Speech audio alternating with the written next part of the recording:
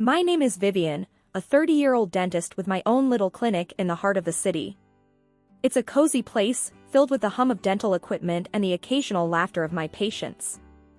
I've always been ambitious, driven by a passion for my profession and the satisfaction of helping others.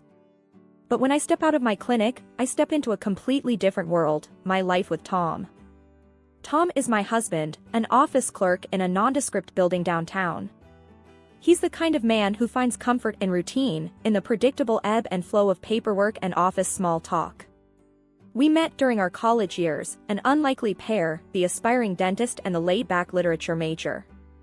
Our love story wasn't one of instant fireworks, but rather a slow burn, a gentle warmth that grew over shared coffees and late-night study sessions. Our life together was simple, yet fulfilling. We lived in a modest apartment on the outskirts of the city, decorated with mismatched furniture and framed photos of our travels. Tom had always been content with our modest lifestyle, never one to chase after luxury or extravagance. But things began to shift subtly, almost imperceptibly, as my career took off and his stagnated. One evening, after a long day at the clinic, I found Tom sitting on our old sofa, the one with the frayed edges and the stubborn coffee stain. The TV was on, but he wasn't watching. He seemed lost in thought, a rare furrow creasing his normally smooth forehead. "Hey," I greeted, dropping my bag and sinking next to him. "Tough day." He glanced at me, forcing a smile. "Just the usual. How was the clinic?" "Busy as ever. Mrs. Jenkins came in for her checkup." "You know, she asked about you again," I said, trying to lighten the mood. Tom chuckled, but it didn't reach his eyes. "That's Mrs. Jenkins for you. Always keeping tabs on us." There was a pause, a silence that stretched uncomfortably. I nudged him gently. "What's on your mind, Tom?" He sighed, turning off the TV. "It's just, do you ever think about how different our worlds are? Your clinic, your patients, and me, just sorting files and answering phones." I studied his face, the lines of worry that seemed out of place. "Our worlds might be different, Tom, but they're not incompatible. I love my job, and I love you. That's all that matters." He leaned back, running a hand through his hair. "I know, Vivian, but sometimes, I feel like I'm not contributing enough. You're out there, making good money, building a career, and I'm just, I don't know, coasting along." I took his hand in mine, squeezing it reassuringly. "Tom, you contribute in so many ways. You're the one who makes this house a home. You're the one I come back to after a hectic day, the one who listens to my endless rants about molars and crowns. Your job doesn't define your worth in our relationship or in life." He smiled, but there was a hint of sadness in it. "You always know what to say, Vivian. I just wish I could be more successful, I guess. For you, for us. Success isn't just about money or titles, Tom. It's about being happy, being kind, being there for each other.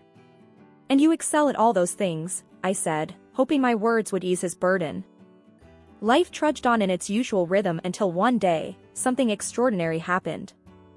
I remember staring at the pregnancy test, my heart pounding with a mix of excitement and disbelief. I was going to be a mom. I couldn't wait to share the news with Tom. That evening, as Tom walked through the door, I could barely contain my excitement. "Tom, guess what?" I blurted out, the moment he stepped in. He raised an eyebrow, hanging his coat. "What? Did Mrs. Jenkins finally admit she has a crush on me?" I laughed, shaking my head. "No, something even better. We're going to have a baby." Tom's eyes widened, and for a moment, he was speechless. Then, a huge grin spread across his face. "Seriously? We're going to be parents?" "Yes." I nodded eagerly, watching his reaction. He wrapped me in a hug, lifting me off the ground. "This is amazing, Vivian. I can't believe it. We're going to have a little one running around." I hugged him back, feeling a surge of joy. "I know. Can you believe it? You're going to be a dad." He set me down, his face suddenly serious. "But wait, What about your work? The clinic? I shrugged. I'll take maternity leave. The clinic will manage. Tom frowned, but that's a long break, Vivian. What about the money? We've got savings, and your salary. We'll be fine, I assured him, though a flicker of worry crossed my mind. Yeah, but it's not the same as your income. We might have to cut back on some stuff, he said, his excitement dimming slightly. I touched his arm. Tom, we'll make it work. This is our baby. It's worth every sacrifice. He nodded slowly. You're right. It's just a lot to take in. But I'm happy, Vivian. Really happy. We spent the evening talking about baby names, nursery themes, and all the things we wanted to teach our child. It was a beautiful bubble of happiness, untainted by the challenges that lay ahead. For a moment, all worries about finances and the future seemed insignificant compared to the life growing inside me. As my belly grew, so did the tension between Tom and me. It was like walking on eggshells in our own home. Tom's mood swings were becoming more frequent, and our conversations, once filled with excitement about our future, were now strained and brief. One evening, I found Tom sitting at the kitchen table, bills spread out in front of him, his forehead creased in worry. What's up? I asked, trying to sound casual as I set down a cup of tea for him. He glanced up, his expression tired. Just looking at our finances. This baby is going to be expensive, Vivian. I took a seat beside him.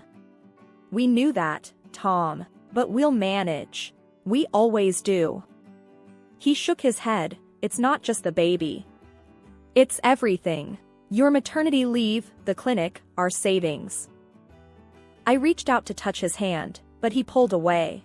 Tom, talk to me. What's really bothering you? It's just, he sighed heavily. I feel useless, Vivian. You're there, doing everything, and what am I doing? Just adding more stress.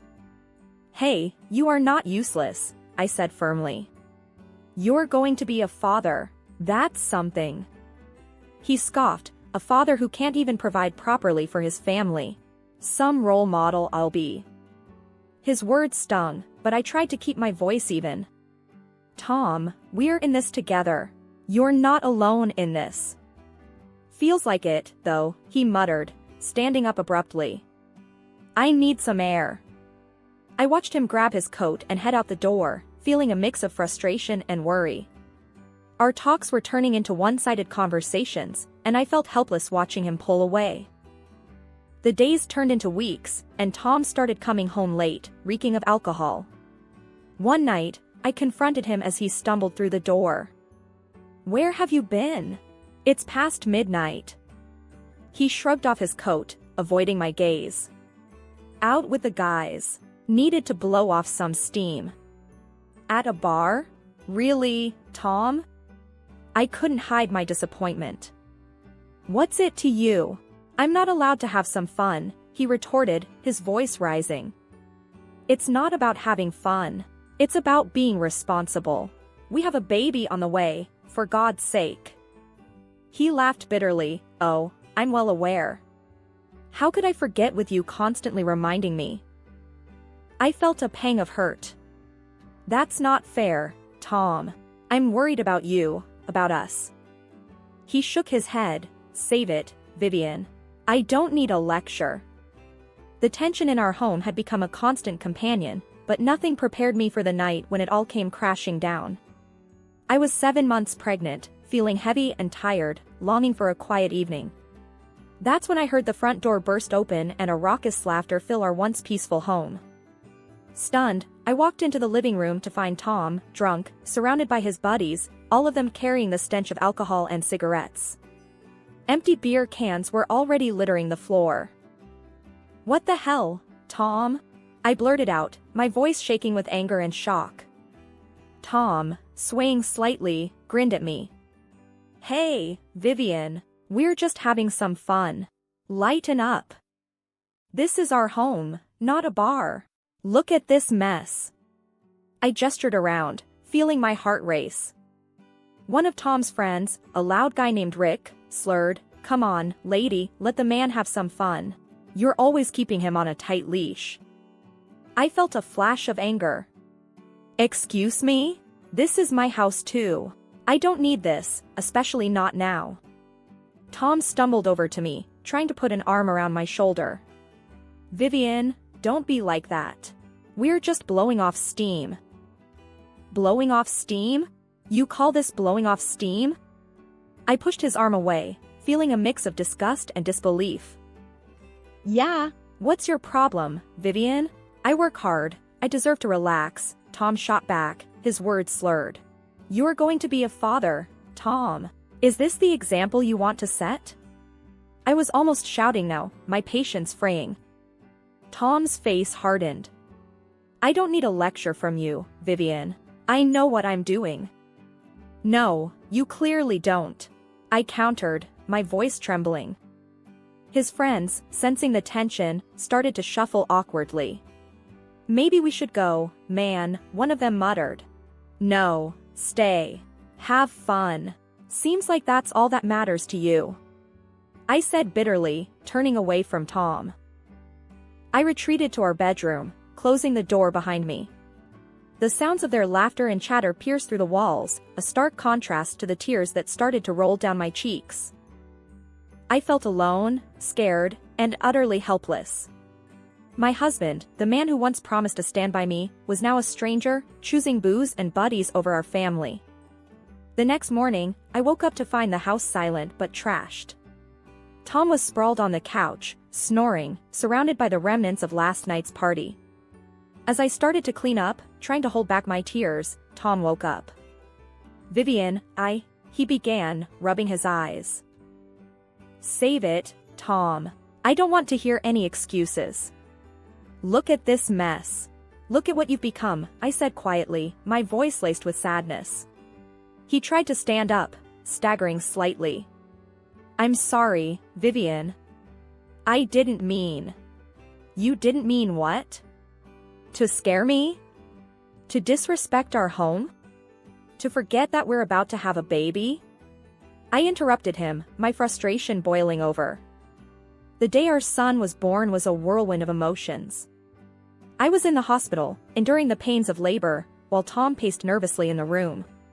Despite the chaos, I remember feeling a sense of anticipation, knowing that our lives were about to change forever. In between the intense bouts of pain, I caught Tom's eye. You're doing great, Vivian, he said, trying to sound confident, but I could hear the worry in his voice. I managed a weak smile, gripping his hand tightly. Just stay with me, Tom. Then, after hours that seemed like an eternity, our son was born. I was exhausted, but the moment I heard his first cry, a wave of relief and joy washed over me. I looked up at Tom, expecting to share this overwhelming moment, but he was distracted, sending a text message. Tom, our son. I said, a mix of happiness and disappointment in my voice. Yeah, he's great, Vivian. Just letting the guys know, he replied, not meeting my eyes. I felt a pang of sadness, realizing that this moment, so precious to me, was just another event for Tom to report to his friends. Back at home, things didn't get any better. Tom's enthusiasm for our son was fleeting, and his frequent absences left me feeling increasingly alone. One evening, when he returned home late again, I confronted him. Where have you been, Tom? Do you even care about your family? He shrugged off his coat, avoiding my gaze. Needed a break, Vivian. It's tough for me too, you know. Tough for you? I was astounded. I'm here all day with our son, and you're out taking breaks. I didn't sign up for this constant pressure, Vivian. You've changed. You're always so stressed, he retorted. Changed? I'm a mother now, Tom. What's your excuse? I shot back, my frustration boiling over. He didn't respond, just walked away, leaving me standing there, holding our crying son. Then, one morning, I received a phone call that confirmed my worst fears. It was from Tom's employer, informing me that Tom had been fired for showing up to work drunk. I was stunned, not just by the fact that he had lost his job, but that he had kept it from me. One evening, I couldn't hold back any longer. "Tom, we need to talk," I said, my voice firm as I walked into the living room where he was sprawled on the couch. He glanced up, uninterested. "About what?" "About you, us, this situation. You've been out of work for weeks now, and you're not even looking for a job." "We can't go on like this," I said, frustration building inside me. Tom took a sip of his beer. "So what? I lost my job. Big deal. I'll find something eventually." "Eventually?" "Tom, we have a baby to take care of, bills to pay. You need to start taking this seriously," I pressed, trying to get through to him. He shrugged. "Why don't you go back to work then? You make good money." I took a deep breath. "That's exactly what I'm planning to do. But I need you to step up. You could stay home, look after our son." Tom sat up, his expression turning from disinterest to disbelief. "What? Me, a house husband? No way. My friends would never let me live that down." "Seriously? You're worried about what your friends might think? What about what's best for our family?" I couldn't hide my disbelief. "Look, Vivian, I'm a man, okay?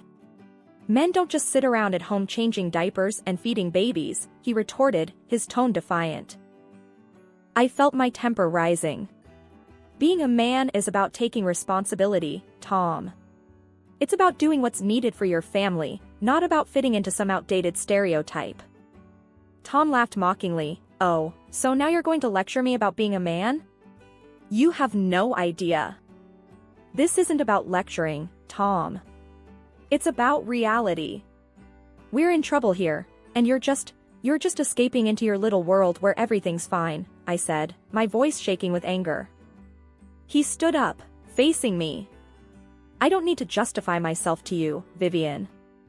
I'm not going to be some stay-at-home dad while you go off and play the hero.